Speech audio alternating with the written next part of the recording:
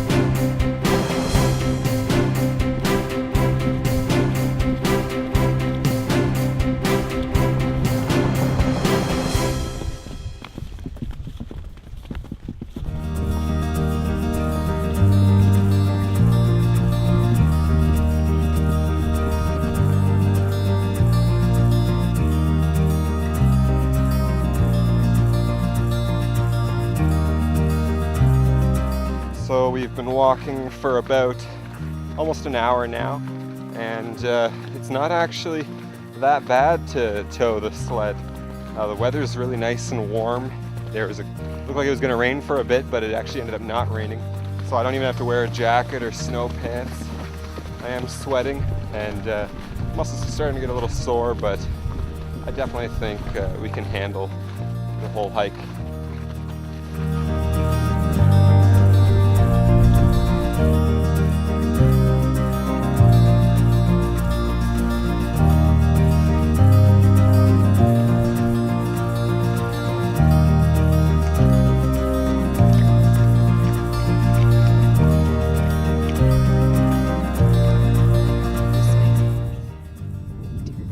Kouchibouguac means rivers of the long tides.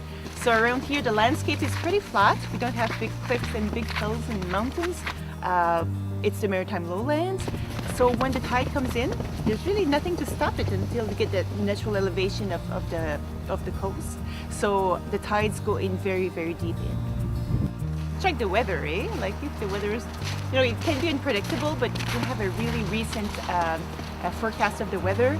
And for sure somebody has to know where you're going. Like we take your names and phone number in case of an emergency, but you have to make your own plans too. Like you're responsible for your own safety, and you have to know where you're going. You have to know your route, have a map of our trails and where the shelters are, and bring more than what you need. Including water, food, clothing, extra matches.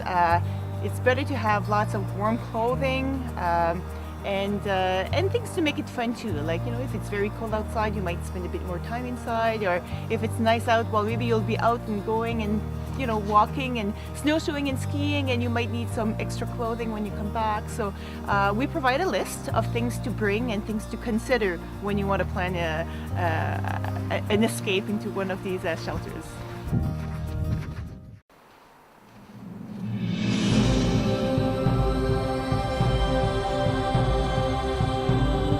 As the sun was setting, we finally made it to the campgrounds.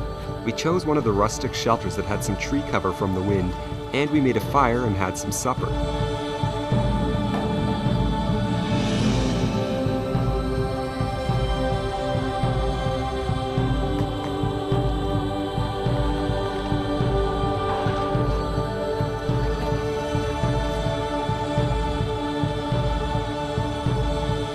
That night we had an amazing view of the stars with no light pollution. We camped out here last night. We had a fun evening making fires, roasting marshmallows, that kind of stuff. But we didn't get very much sleep because Sean and I are both pretty light sleepers, and our sleeping bags, despite being pretty good, were still pretty cold, and we had to wake up at one point in the night just to make another fire. Funny thing was, at one point in the night I woke up because I heard some kind of critter scurrying around in here, probably a mouse or a bug of some kind, and I couldn't go back to sleep until I found out what it was, and I never did find it. But now it's 10 a.m., we're making breakfast, and after that we're going to head back out. So we are now walking back. It's actually noon, so we got started a little later than what we planned, but that's because we're pretty slow in the morning. We slept in and took our sweet time to make our breakfast, which was really good. Bacon and eggs and naan bread. There's a few things we forgot to bring on our trip here that we definitely would try to remember to bring next time. Number one is bear spray. We haven't seen any bears, but there's always a possibility. And I don't feel like fighting off a bear with just a jackknife. The other thing is that we should have brought sandals or flip-flops for inside the cabin so that we don't get completely black feet from all the dirt, or have to put our boots on and take them off every time we just want to walk a few steps. We also should have brought some extra cleaning utensils like paper towel or a scrub brush, and an oven mitt would have been nice. But we made do, and we still had a really, really fun time.